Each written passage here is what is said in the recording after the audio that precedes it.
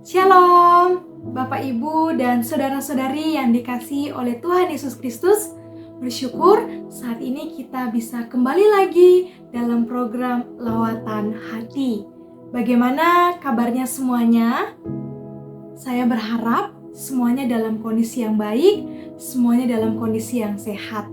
Bapak Ibu sekalian, sebelum kita merenungkan kebenaran firman Tuhan, saya mau mengajak kita semua untuk berdoa. Mari kita berdoa. Segala puji syukur kami naikkan hanya kepadamu Tuhan, karena pada saat ini Engkau kembali memberikan kami kesempatan untuk bersama-sama merenungkan kebenaran firman-Mu. Tuhan, tolonglah setiap kami, agar kami mampu menyimak kebenaran firman-Mu dengan baik, dan kami mampu memahaminya, bahkan kami rindu kami dapat melakukan itu di dalam kehidupan kami sehari-hari.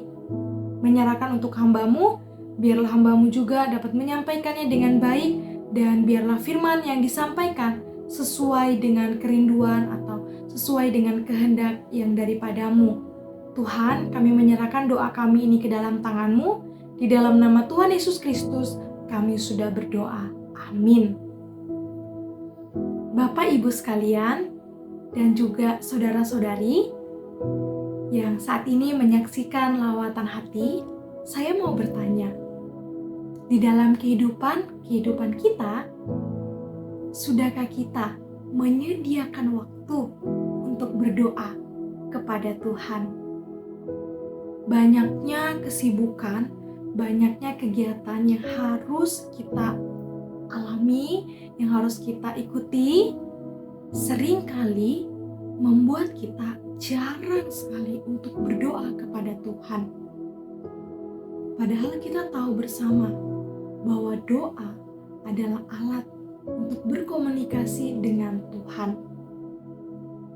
Jika kita jarang berdoa kepada Tuhan, maka relasi kita dengan Tuhan semakin hari bukannya semakin dekat, tapi semakin hari semakin jauh. Bukan hanya itu saja, ketika kita tidak berdoa kepada Dia, ketika kita jarang untuk berkomunikasi dengan Dia, kualitas iman kita semakin hari semakin menurun. Ketika kualitas iman kita menurun, maka kita akan mudah sekali untuk jatuh di dalam dosa. Kita akan mudah tergoda dengan hal-hal yang tidak benar. Di dalam surat Paulus kepada jemaat di Efesus, dia berkata bahwa orang percaya akan menghadapi peperangan rohani di dalam kehidupannya, sehingga Paulus meminta mereka untuk apa?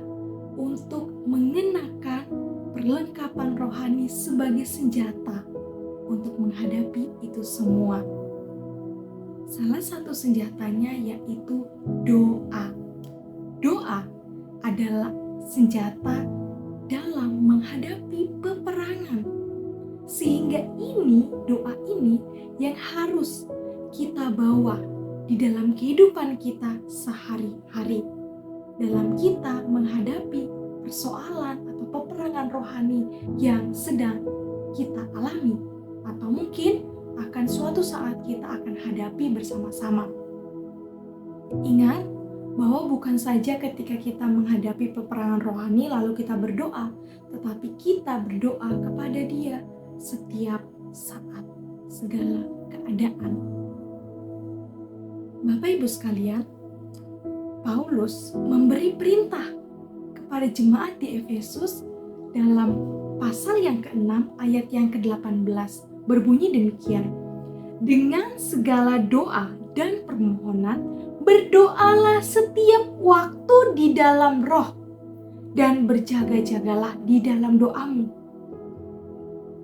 Di dalam doamu itu, dengan permohonan yang tak putus-putus untuk semua orang kudus.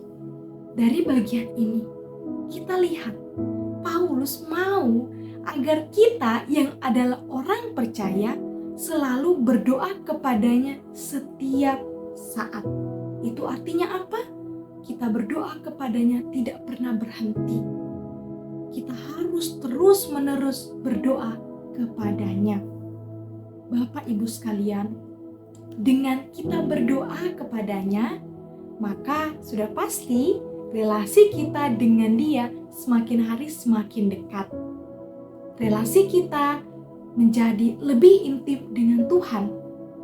Bahkan juga kualitas iman kita akan berkembang, akan bertumbuh. Itu artinya apa?